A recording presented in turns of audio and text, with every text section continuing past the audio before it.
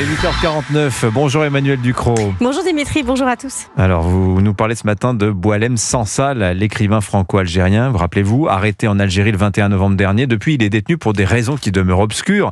Et il ne faut pas compter sur l'ONG Amnesty International pour s'en émouvoir.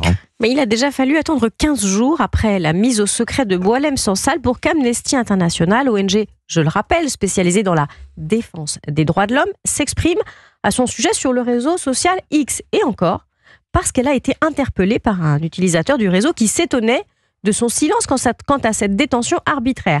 Il n'y a, à cette heure, toujours aucun communiqué sur le site d'Amnesty International concernant l'écrivain. C'est vrai, pas une condamnation, pas une adresse aux autorités algériennes ? Non, rien. Et avec la suite de messages publiés sur X, Amnesty a pris son temps pour ne rien dire et pour surtout éviter de condamner l'arrestation de Boualem Sansal. Un exercice de contorsion digne du Cirque du Soleil. Je vais vous lire la déclaration en entier parce que ça vaut vraiment le coup. Nous travaillons activement, écrit Amnesty, depuis que nous avons été alertés à obtenir des informations quant à la situation de Boualem Sansal. Jusqu'ici, tout va bien.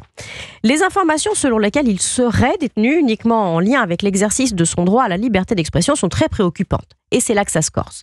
Malheureusement, pour l'heure, Amnesty n'a pas encore été en mesure de vérifier de façon indépendante les éléments relatifs à son arrestation.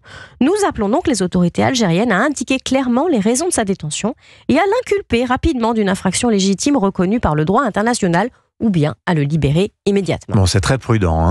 C'est pas prudent, c'est lâche. Cette façon de s'excuser, de demander pardon au régime algérien pour lui suggérer de bien vouloir sans trop se déranger s'il a 5 minutes, justifier l'embastillement d'un écrivain de 75 ans est honteuse. Selon l'avocat de Boualem Sansal, son client est poursuivi pour atteinte à l'unité nationale et à l'intégrité territoriale du pays, pour un complot à la sûreté de l'État.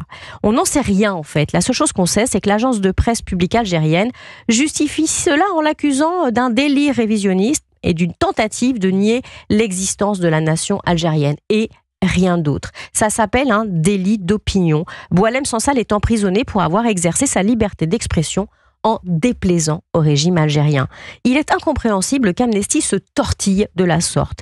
Si, comme l'ONG Le Clairon, la liberté d'expression a toujours été au centre de son action, elle doit exiger la libération de Boualem Sansal, pas offrir au régime algérien de valider son emprisonnement en vérifiant les formulaires. On a beaucoup lu que Boualem Sansal est utilisé contre Amnesty pour détourner l'attention du travail qu'elle fait pour dénoncer ce qu'elle appelle un génocide à Gaza.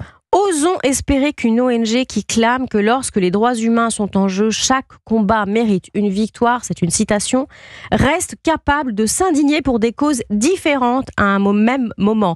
Espérons aussi qu'en cette période folle où le conflit israélo-palestinien pollue tout, Amnesty n'est pas devenu un instrument au service de causes qui n'ont pas grand-chose à voir avec la défense des droits de l'homme, mais plutôt avec un agenda politique anti-occidental où l'état de droit est démonétisé. Qu'elle refuse de qualifier le Hamas de terroriste le laissait hélas penser, qu'elle refuse de défendre fermement Boualem Sansal le confirme. Signature Europe 1, Emmanuel Ducrot. Merci Emmanuel.